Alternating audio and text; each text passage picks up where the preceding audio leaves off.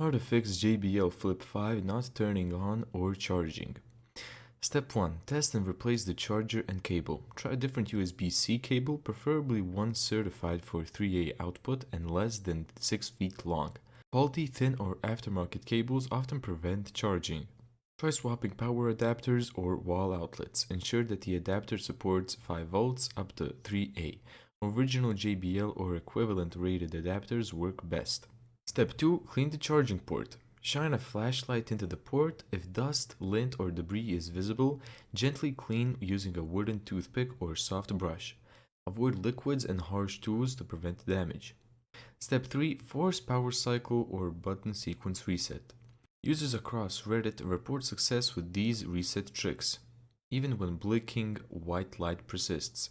Press the power button repeatedly 3 to 8 times, then hold it down on the last press for 10 to 30 seconds until JBL flashes or turns on.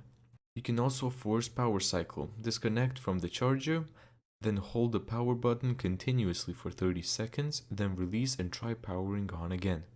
Thank you so much for watching this video. If you found this tutorial helpful, make sure to give it a thumbs up and subscribe.